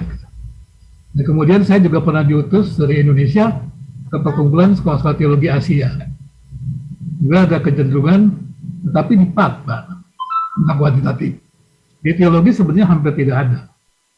Kemudian, yang saya amati adalah penelitian teologi dengan kuantitatif itu, seperti tadi Bapak katakan, kehilangan teori. Kalau kuantitatif, ya saya setuju dengan Bapak tadi kata ada teori. Mereka hubungan-hubungan, kemudian dikeluarkan ayat. Maka itu kita yang orang teologi bingung gitu. Ini para yang bermodel apa yang bilang begitu gitu. Misalnya adalah kurikulum menurut kitab Ulangan segini. Kita yang orang teologi bingung, ini penelitian analisis isi model apa? Hasilnya bagaimana begitu ya? Karena terjebak dengan orang-orang kuantitatif begitu. Kemudian diambil kata-kata itu jadi variabel begitu. Jadi hubungan-hubungan. Ini sebenarnya bukan penelitian menurut kami ya. Tidak ada kemajuan apa-apa dari penelitian tersebut, hanya sekadar penulisan. Kemudian juga ada kecenderungan banyak orang-orang di kuantitatif itu hubungan-hubungan mereka tidak mengerti tentang bidang ilmunya. Contohnya pada waktu saya di pertemuan sekolah teologi di Asia ya. Ada yang mengatakan begini, kenapa tidak membuat penelitian kuantitatif mengenai Daniel yang tidak makan persembahan berhala tapi dia tetap sehat? Memang ini kacau. Ini kan kalau gizi kan berarti bidang gizi, bukan teolog yang menjadi seperti itu. Nah ini banyak sekali Pak. Ya Pak Dokter saya sudah perhatikan juga studi buku-buku Bapak saya sudah baca juga begitu, karena memang saya senang menulis begitu. Dan ini terjadi Pak. Jadi karena Bapak tadi minta tanggapan kepada saya ya, karena ini terjadi. Seperti penelitian tadi eksegesi juga ada. Menurut saya aneh Pak, mereka menganggap eksegesi itu ringan. Bagi saya itu profesor saya dulu namanya Profesor Wow Pak. Dia mendapatkan gelar profesor itu hanya dari kata wow. Tapi kan kalau saya meneliti itu kan bukan eksegesi, bukan berarti itu dalam sekali Pak. Keluasan kedalamannya itu sangat luas sekali di eksegesi. Dan kemudian juga tidak tahu mereka bidang ilmunya Pak. Ya, bidang biblikanya Kak, gitu. Kalau eksegesi kan berarti ke biblika. Biblika kan berarti ke pikiran-pemikiran eksegesi yang lain. Jadi itu sangat dalam Pak. Itu yang saya khawatirkan memang di sekolah-sekolah teologi dengan kuantitatif yang menurut saya mereka juga tidak bisa SPS. Mereka senang belajar SPS. Padahal bagi saya itu problem. Mana aja bisa untuk apa SPS-nya itu seperti itu. Kalau datanya dikit begitu ya. Kebetulan saya belajar SPS dan EPIUS Pak. Seperti itu. Jadi saya ingin minta pandangan Bapak ini. Ini kekhawatiran saya gitu ya. Ya, dengan banyak orang yang buat penelitian teologi. Dan kemudian Pak yang paling penting, teologi ilmiah itu beda Pak dengan sains Pak. Kalau kami dengan namanya teologi ilmiah, itu kita berpijak kepada penyataan. Makanya kita namanya analisis isi, Pak. Salah satu metodenya adalah eksegese misalnya. Tapi kalau kita membuat deduktif, kita membuat metode hermeneutik, Pak. Penggabungan metode hermeneutik. Ini lebih kedalaman, lebih luas. Seperti itu. Nah, ini yang terjadi. Jadi, kalau dikatakan, kalau kita buat sains, kan seperti tadi, misalnya kuantitatif, itu kan menguji teori. Menguji teori lewat data, Pak. Kalau kualitatif, kan membangun teori. Membangun teori lewat data. Tapi saya juga lihat mereka tidak menguji teori, tidak membangun teori. Walaupun bentuknya kadang-kadang seperti evaluasi. Kalau evaluasi kan pakai standar, Pak ya. Ada standar, ada kantor, ada kemudian kriteria atau yang tercapainya seperti itu. Nah, ini saya ingin minta dengan Bapak ini, Pak. Maafkan saya juga karena memang kecemasan saya ya. Dan memang kasihan tamatan-tamatan sekolah teologi yang mempunyai penelitian kuantitatif itu tidak diterima di gereja, Pak. Maafkan saya juga. Kebanyakan di PAT karena pemahaman teologinya lemah, Pak. Nah, sekarang karena Bapak adalah seorang penulis, saya amati juga, peneliti, dan juga kemudian Bapak menyebut teologi Kristen lagi. Maafkan saya ya. Jadi saya bingung juga ini. Karena bagi saya juga seorang editor jurnal, Mas. Editor jurnal. Saya sudah pernah berdebat dengan pemimpin-pemimpin jurnal yang mengatakan ini bukan penelitian ilmiah. Gimana bukan penelitian ilmiah? Ini hanya sintesis pendapat. Coba aja Anda buat seperti itu. Bisa nggak? Setahu saya susah sekali buat penelitian-penelitian meskipun hanya merupakan suatu tesis dengan penerapan yang baru dengan ribuan buku. Maafkan aja, saya punya doktor dulu 1000 judul buku, Pak, untuk sejarah gerejanya, daftar pustakanya. Jadi bisa bayangkan berapa lama dia mengerjakan sebuah disertasi begitu. Dianggap tidak bermutu. Nah, itu saya heran. Nah, kemudian sekali lagi dan akhirnya kita ada kesepakatan bahwa penelitian yang pendapat atau mungkin kajian teori begitu itu di jurnal diterima semuanya dan itu diakui. Nah, tapi persoalan saya adalah yang saya ingin tanya kepada Bapak ini adalah kan Bapak masuk kepada sekolah tinggi teologi. Bagaimana menurut Bapak kecemasan saya ini? Karena saya lihat banyak penelitian teologi tidak bermutu dengan kuantitatif dan tidak ada kajian teorinya. Baik, tidak ada pengembangan teori di sana. Tidak ada yang baru di sana. Hanya hubungan-hubungan saja. Dan kasihan, Pak. Mereka jadi tidak diterima di gereja. Karena pemahaman teologinya lemah dan banyak yang muncul di YouTube itu, dokter-dokter Bapak saya juga, itu nggak ngerti teologi apa-apa, Pak. Maafkan saya, Pak. Terima kasih. Tolong komentarnya, Pak Sutanto Leo. Saya berharap sekali, karena ini pergumulan saya bertahun-tahun, Pak. Saya menjadi peneliti tahun 2006, Pak. Jadi cukup lama, Pak. Sampai sekarang masih meneliti. Terima kasih, Pak. Baik, luar biasa, Pak Bintar. Ya, terima kasih untuk paparannya. Yang pertama memang ini tugas besar kita bersama, Pak, untuk boleh duduk bersama. Kemudian yang penting kan pertama harus ada panduan dari lembaga ini, Pak, untuk mengarahkan semua mahasiswa termasuk dosen-dosennya. Yang penting satu harus panduan nih, tanda panduan yang bisa diterima oleh semua pihak. Dan ini betul-betul penelitian teologi kan gitu, Pak ya. Itu yang pertama gitu ya. Yang kedua memang sebenarnya kebanyakan penelitian itu kualitatif sebenarnya teologi, karena itu berkaitan dengan human behavior kan, Pak ya. Human behavior ya. Perilaku manusia umumnya ya. Jadi kalau kuantitatif itu kan ya tadi deduktif ya, untuk menghubungkan satu teori dengan satu yang lain. Tapi kalau untuk kualitatif itu kan induktif. Induktif itu memang dari spesifik ya, harusnya dari data dulu di lapangan seperti apa nih dikumpulkan ya. Dan data ini yang berbicara ini. Maka dalam penelitian kualitatif itu judul masih boleh berubah, judul masih boleh bergeser. Jangan sampai ada dosen yang mengatakan judulnya tidak boleh berubah gitu ya. Karena dalam kualitatif itu berkembang ini masalahnya. Boleh bergeser, boleh berubah total, tergantung pada data yang diperoleh. Kemudian data itu dijadikan teorinya ini nanti akan mengubah variabel yang diteliti, juga mengubah judul ya, seperti itu. Kemudian yang berikutnya saya ini di beberapa essay juga saya lihat juga memang kalau dilihat dari artikel-artikel jurnal banyak kan eksegesis ya. Eksegesis itu kajiannya sebenarnya sangat-sangat dalam sekali ya, karena itu sumbernya juga sangat beragam, kejelian peneliti juga sangat diperlukan, kemudian berbagai sumber ya, yang bahasa aslinya bahasa Ibrani, mungkin bahasa Inggris, bahasa Indonesia, kemudian kamus-kamusnya semuanya sangat diperlukan untuk meneliti secara eksegesis gitu ya. Tapi masih ada juga perguruan tinggi STT yang memungkinkan untuk melakukan eksegesis ya. Ini juga tergantung bagaimana STT. Kalau memang lembaga mengizinkan ya dengan rambu-rambu yang jelas, dengan catatan bahwa ini adalah penelitian yang bisa memberikan kontribusi yang bisa dipakai langsung baik itu di gereja maupun di masyarakat. Kan gitu. Intinya bahwa penelitian kita kalau lebih menekankan pada penelitian terapan atau applied research, karena applied research itu kunci utamanya adalah memberikan solusi pada temuan, memberikan solusi pada masalah yang diteliti dan bisa langsung dipakai, tidak ditunda-tunda atau pada tahun berikutnya atau pada semester berikutnya ya, langsung untuk membagi praktek, kebijakan dan juga tadi ada penelitian selanjutnya. Sedangkan penelitian kuantitatif ini kan tadi seperti hubungan X dan Y itu saya katakan tidak ada artinya, gitu. Tidak ada artinya kalau kita hanya menguji hipotesisnya saja atau korelasinya saja, gitu ya. Tapi yang penting adalah bagaimana masing-masing variabel itu bisa dilihat, bisa diteliti kekuatan dan kelemahannya. Yang paling penting seperti itu kan, kekuatan dan kelemahannya, sehingga waktu kita memberikan saran itu bisa langsung diterapkan seperti apa gitu pada praktek dan juga pada kebijakan. Ya ini ada perlu diskusi atau debat yang panjang tentang kuantitatif dan kualitatif.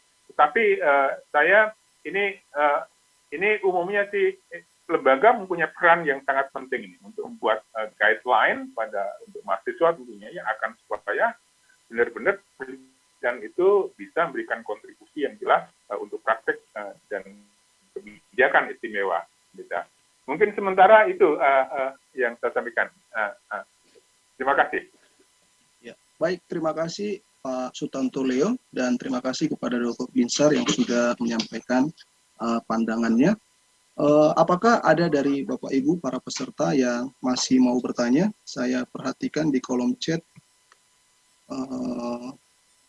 belum ada, hanya ada komentar ini, tulisan menulis skripsi, tesis, dan disertasi karya Bapak Dr. Sutanto Leo ini bernas ilmiah, praktis, bagus, dan bermanfaat. Itu komentar, Pak. Silakan Bapak Ibu yang lain. Waktu masih ada sekitar 10 atau 15 menit untuk Bapak Ibu menyampaikan pertanyaan sebelum nanti saya mempersilakan kepada Bapak Ketua untuk menyampaikan pandangan dan barangkali beberapa ucapan sehubungan dengan pelaksanaan daripada webinar ini. Mari Bapak Ibu, masih ada 10 menit lagi, barangkali ada 2 atau 3 penanya, kita persilakan.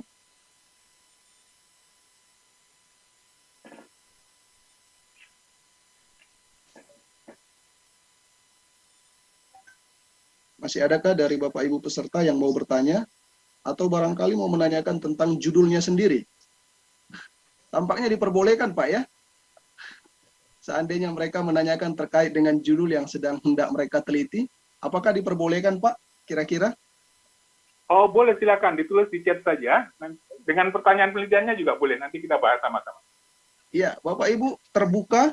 Bila mana Bapak Ibu punya judul yang akan ditulis hubungan dengan skripsi, tesis, dan disertasi, silakan dituliskan di kolom chat sekaligus dengan pertanyaan penelitian. Pak Prof membuka ruang untuk membahasnya bersama. Barangkali Bapak Ibu punya apa yang sedang dipikirkan tentang sesuatu yang sudah ditulis terkait dengan penelitian tertentu. Mari, dipersilakan. Atau kalau memang rasa agak kompleks menulis di kolom chat, bisa langsung menanyakan. Saya pikir jauh lebih praktis komunikasi langsung. Mari Bapak Ibu.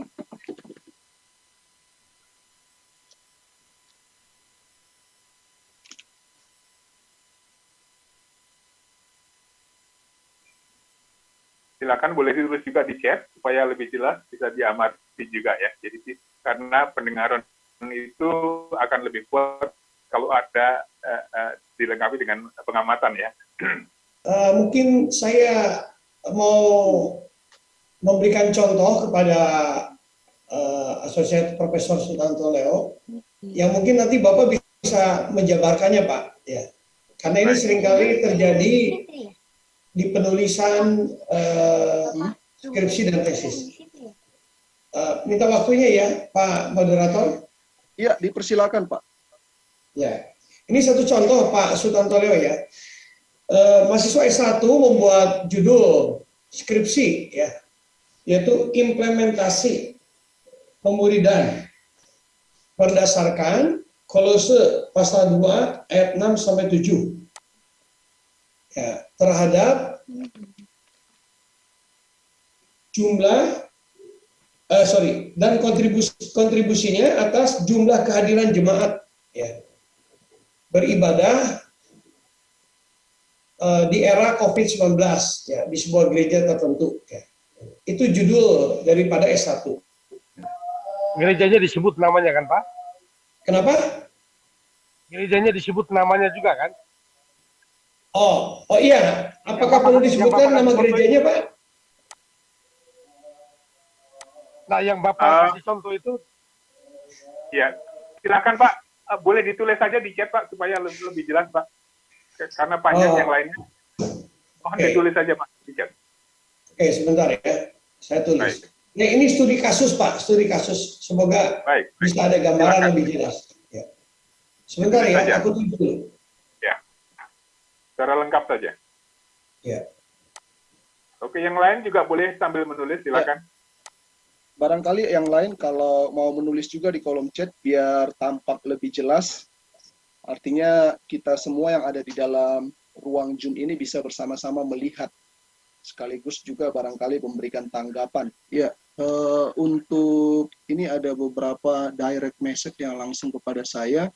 Ya, ini saya sedang buka supaya terbuka untuk umum ya. Karena kan itu memang Google Drive-nya saya pribadi ya. Jadi nanti rekan-rekan yang sedang berproses mengunduh ini sedang saya buka untuk umum supaya nanti rekan-rekan bisa mengunduh materi yang sudah dipaparkan oleh Bapak Asosiat Profesor Dr. Sutanto Leo. Itu jawabannya untuk apa yang disampaikan di Direct Nexus. Baik, ini sudah ada satu judul dari Ibu Eva mungkin, Ibu Eva atau Pak Eva, Bu Eva mungkin ya. Baik, terima kasih Bu Eva. Ya, ini judulnya kita lihat sama-sama, kepemimpinan Elia dalam memuridkan dan relevansinya bagi gereja dan PAK masa kini berdasarkan Raja-Raja 1 Raja-Raja 19 ayat 19. Oke, baik. Saya selalu menanyakan ini kata-kata kuncinya mana ya? Ya, ini ya salah satu kepemimpinan ya, ini jelas. Kemudian yang kedua pemuridan, ini jelas. Ini relevansi, ada nggak teori relevansi? Ada teori relevansi. Bentar, ada relevansinya bagi gereja dan PAK masa kini. Itu sudah dicat Pak. Ya, baik, terima kasih, Pak. Terima kasih. Ini saya lihat yang sudah ada dulu sebelumnya, Pak ya. Jadi ini dari Ibu Eva, kepemimpinan Elia dalam memuridkan, bentar, ini berkaitan dengan relevansinya bagi gereja dan PAK masa kini. Pendidikan agama Kristen. Oke, yang satu, ini dalam judul tidak boleh ada singkatan nantinya ya, harus panjangnya. Ya, ini ada, oke, ini kalau kita lihat, nanti akan ada teori kepemimpinan, ada teori pemuridan, ada teori relevansi ke gereja, dan relevansi ke PAK masa kini.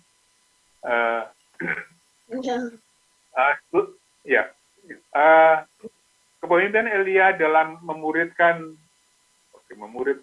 yang dimuridkan ini kata ini perlu objek ya, memuridkan jemaatnya, memuridkan lingkungannya, memuridkan siapa. Lebih jelas ya. Saya kira relevansinya ini sebenarnya nanti bisa didapatkan dari hasil temuan kepemimpinan dan juga pemuridannya yang mengacu pada 1 Raja-Raja 19 ayat 19. Maksud saya bahwa dengan judul kepemimpinan Elia dalam memuridkan siapa berdasarkan ini, nanti jawabannya itu, datanya itu sudah akan menjawab bagaimana kepemimpinan dan pemuridan itu relevan dengan keadaan masa kini. Mungkin dikaitkan dengan keadaan masa kini gitu aja. Masa kini boleh nanti boleh gereja, boleh juga dikaitkan dengan PAK masa kini. Tapi ini nanti dimasukkan saja dalam pendahuluan bahwa yang dimasukkan dengan masa kini itu berkaitan dengan apa saja. Jadi kepemimpinan Elia dalam memuridkan siapa di era, misalnya di era pandemi misalnya, ya boleh juga di era pandemi ya, di era pandemi. Nah itu nanti ada latar belakang pandemi dan hasilnya ini, datanya ini pasti akan dilihat apakah itu sesuai relevan dengan gereja dan keadaan masa kini. Jadi baiknya mengacu pada suatu kondisi yang apa ya, yang lebih tegas seperti pandemik, di era pandemik misalnya, atau di era digital misalnya, ya itu juga lebih jelas. Itu saran saya. Nanti Ibu Eva bagaimana?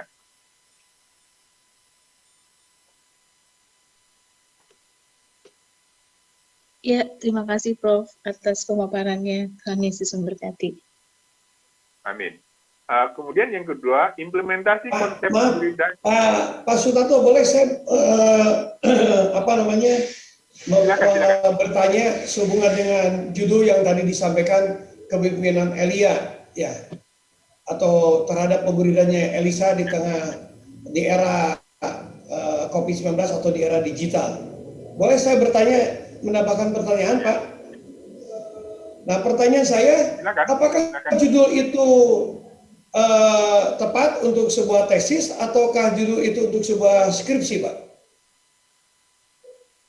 Baik. Pertanyaannya bagus ya. Tadi yang membedakan skripsi dan tesis adalah jumlah variabel, pendeta ya, jumlah variabel. Jadi untuk S1 itu 2 variabel gitu ya. S1 ini pada umumnya ini di berbagai STT dan juga di berbagai perguruan tinggi. Dan S2 itu 3 variabel. Yang S3-nya 4 variabel. Jadi ini baru karena ada 2 variabel ya. Ada kepemimpinan Elia, kemudian ada pemuridan, ada era COVID misalnya. Kalau itu dianggap variabel, itu sudah ada 3 variabel.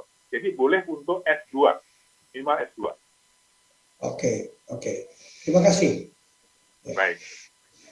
Kemudian yang berikutnya, implementasi konsep pemuridan berdasarkan Kolose terhadap jumlah kehadiran jemaat ibadah online di gereja Pantai Kosta. Ya, ini cukup panjang judulnya. Kemudian kita fokuskan pada variabel utamanya dulu ya. Variabelnya apa saja? Kalau saya lihat ini adalah implementasi ya, implementasi pemuridan. Sebenarnya kalau kita bilang implementasi pemuridan itu nanti yang bab 2 pasti akan ada konsep pemuridan ya. Tidak usah pakai konsep pun sudah cukup. Implementasi konsep pemuridan terhadap kehadiran ibadah online. Ya ini sebetulnya ya, kalau jumlah, ada nggak teori tentang jumlah kehadiran gitu ya? Kelihatannya sulit mendapatkan teori tentang jumlah kehadiran, tapi ada pertumbuhan gereja, pertumbuhan iman jemaat, kedewasaan jemaat, itu lebih jelas ya, ada teorinya. Jadi kalau boleh implementasi konsep pemuridan terhadap pertumbuhan iman jemaat di sebuah gereja di mana kotanya, kemudian berdasarkan Kolose 2 6-7. Jadi boleh saya tulis coba ya, saran saya. Sebentar. Implementasi konsep pemuridan terhadap pertumbuhan jemaat sebuah gereja, implementasi konsep pemuridan punya pada ya, iman jemaat sebuah gereja di Bogor pada era COVID-19. Implementasi konsep pemuridan terhadap pertumbuhan iman jemaat sebuah gereja di Bogor pada era COVID-19. Ini saran saya nih. Jadi maaf tulisan salah, pertumbuhan ya. Implementasi konsep pemuridan, jadi ada jelas, ada implementasi, ada konsep pertumbuhannya, kemudian ada era COVID-19-nya. Berdasarkan tadi boleh tambahkan, berdasarkan Kolose 2 6-7, berdasarkan Kolose 2 6-7. Jadi keterangan Kolose 2-6-7 itu selalu di belakang karena itu sebagai acuan dari implementasi dan juga pemuridannya ya. Jadi di paling belakang. Kira-kira seperti itu, Pendeta. Ada komentar? Oke, begini Pak, terima kasih untuk informasinya. Hanya bagi kita ini, terutama dari saya, agak kebingungan saya menentukan kejelasan tentang pertumbuhan. Karena kan pertumbuhan itu bias ya. Makanya saya suka mengusulkan salah satu pertumbuhan itu adalah kehadiran, ya, kehadiran jemaat di gereja tersebut. Karena kalau kita mengacu pada teori pertumbuhan gereja berdasarkan Kisah Para Rasul, ya memang sangat jelas dikatakan Alkitab, jumlah murid bertambah menjadi 3.000 orang, menjadi 5.000 orang.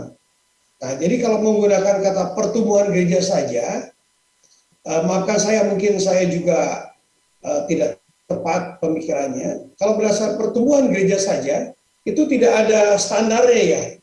Nah, itu saja Pak, yang seringkali menjadi sebuah pemikiran ya dalam membuat karya ilmiah keteologian ini. Misalnya pertumbuhan iman, nah bagaimana kita mengukur iman? Misalnya kepenuhan Roh Kudus, nah bagaimana mengukur kepenuhan Roh Kudus? Nah itu yang cukup menjadi pemikiran. Itu saja Pak, terima kasih Pak.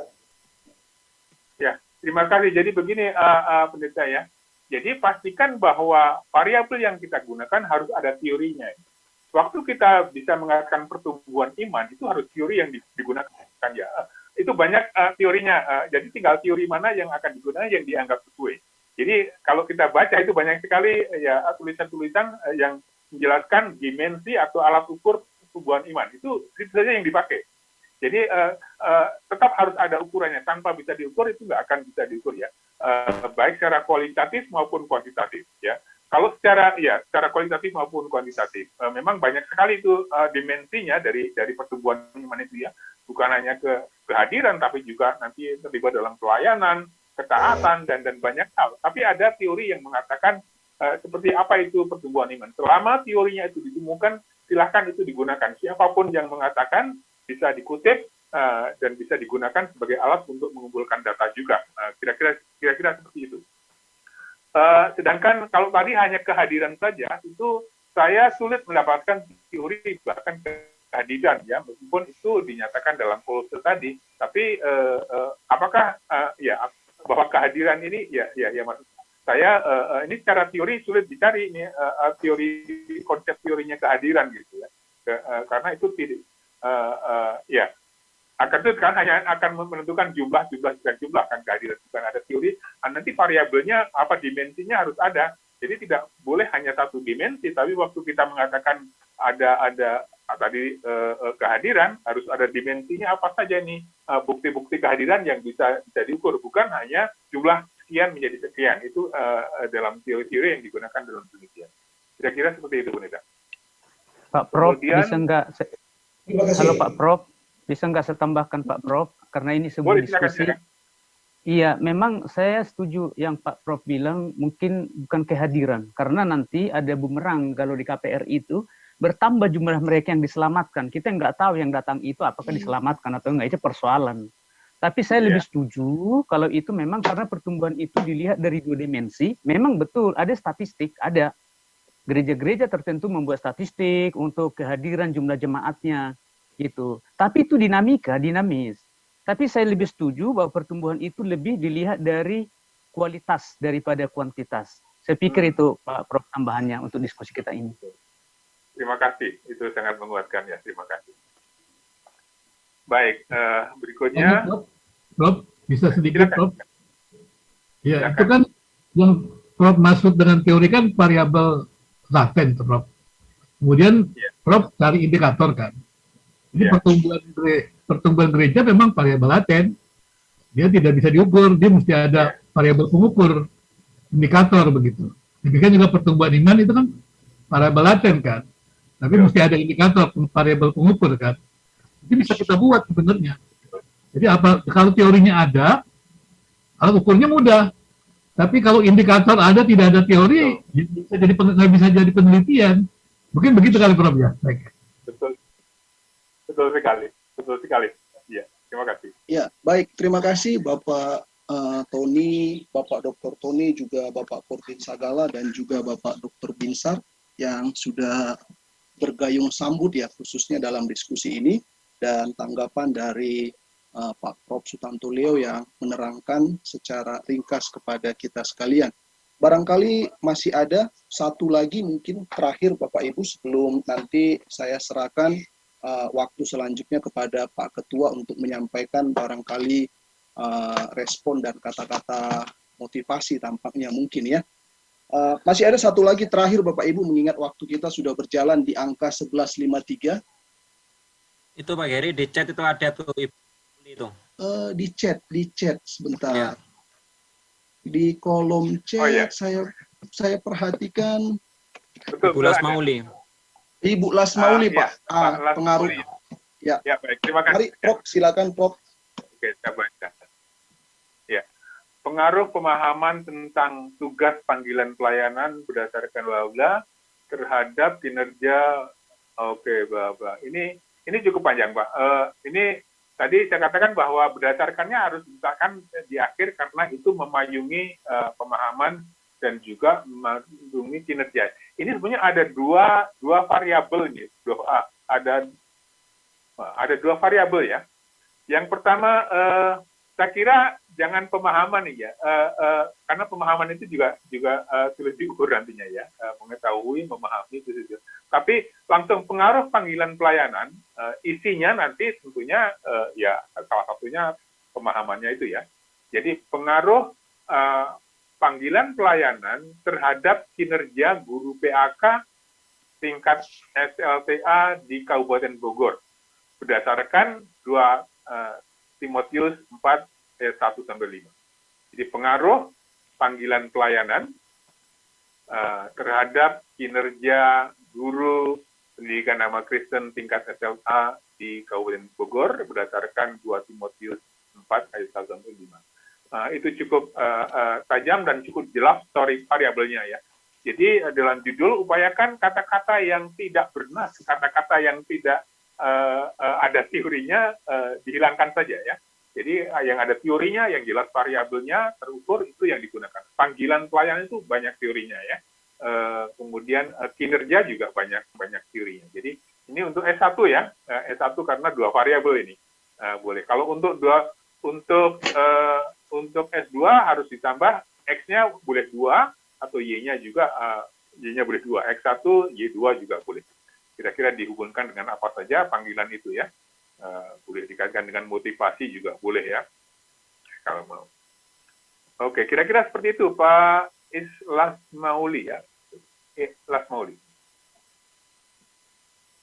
Ya, baik, terima kasih Prof. Harapannya sudah tercerahkan khususnya buat Ibu Lasmauli terkait dengan judul yang akan segera diteliti ini. Ya, Bapak Ibu mengingat waktu kita sudah di 11.56 dan kalaupun ada diskusi lanjutan, tampaknya Prof. Sutanto Leo sangat terbuka bagi kita sekalian, karena tadi saya melihat di materi awal beliau mencantumkan nomor WA. Bapak Ibu bisa berkomunikasi dengan beliau, dan saya pikir beliau orangnya sangat terbuka. Saya beberapa kali chat, responnya sangat cepat Bapak Ibu. Ya, itu yang sangat saya apresiasi kepada beliau, dan kalau Bapak Ibu butuh bimbingan lebih lanjut ya mungkin bisa berkomunikasi langsung kepada beliau, karena di ruang Zoom ini waktu kita terbatas. Itu sebabnya saya akan sudahi khususnya untuk diskusi ya Bapak Ibu, dan di kesempatan ini saya akan meminta kesediaan daripada Bapak Ketua yaitu Bapak Dr. Tony Andrian untuk menyampaikan kata-kata penguatan, dan barangkali ada kata-kata lain yang mungkin bisa disampaikan kepada kami, khususnya para peserta yang mengikuti webinar pada hari ini. Untuk waktu dan kesempatannya kami persilakan kepada Bapak Ketua, Bapak Dr. Tony Andrian. Oke, terima kasih Pak Moderator, Bapak Jerry Cut, MPDK. Boleh Bapak, saya ingin share saja satu slide. Saya dijadikan co-host ya. Ya, baik Pak, baik. Saya segera Pak ya, sebentar Pak. Oke, Bapak Ibu, yang pertama saya ingin sampaikan apresiasi yang luar biasa buat Bapak Profesor Dr. Sutanto Leo yang boleh memaparkan tentang karya ilmiah ya. Khususnya bagi saya penguatan tentang perbedaan skripsi, tesis, dan disertasi ya. Karena dulu kebanyakan skripsi dan tesis itu tidak berbeda jauh, tetapi sekarang kan sudah jelas ada 3-4 variabel ya, dan bukan hanya berkisar kepada 1-2 ayat saja ya, tetapi ada studi banding ya.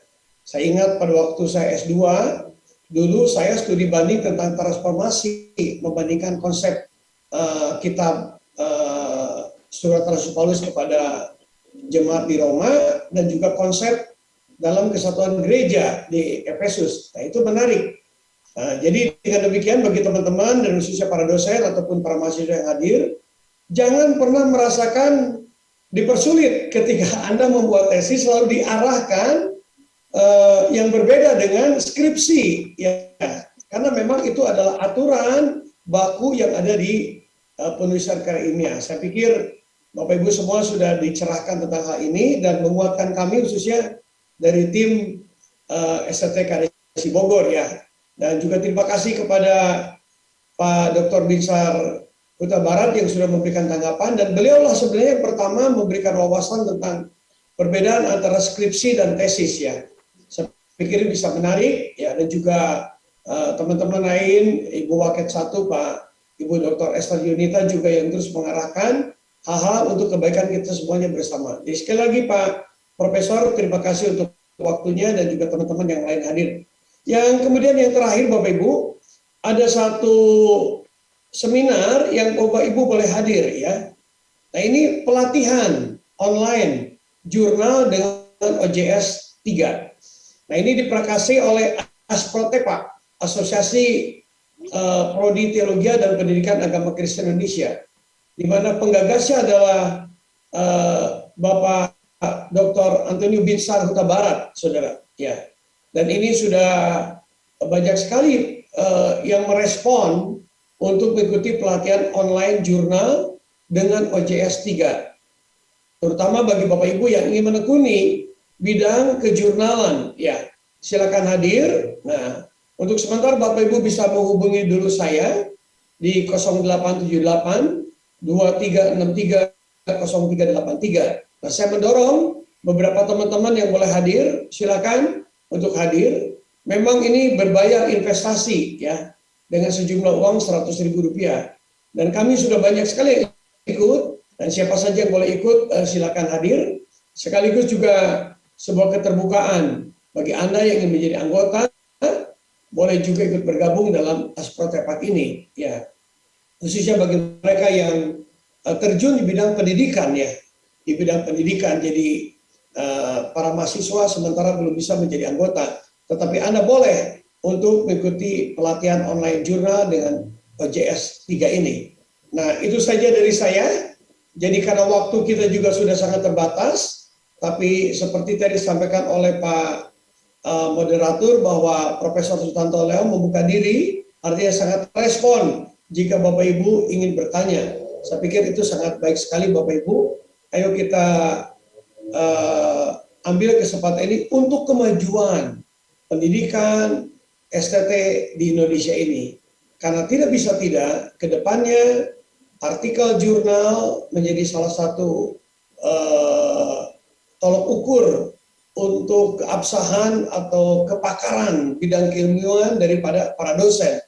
Bapak Ibu sudah mendapatkan gelar doktor, tapi kalau tidak ada jabatan fungsionaris yang ditentukan oleh kemampuan kita menulis di bidang artikel, jurnal baik penelitian dan pengabdian masyarakat, maka secara akreditasi, maka kehadiran para doktor yang tidak berjabung dan juga tidak ada track record penulisan karya ilmiah, maka secara peraturan maka doktor-doktor tersebut tidak diperhitungkan keberadaannya.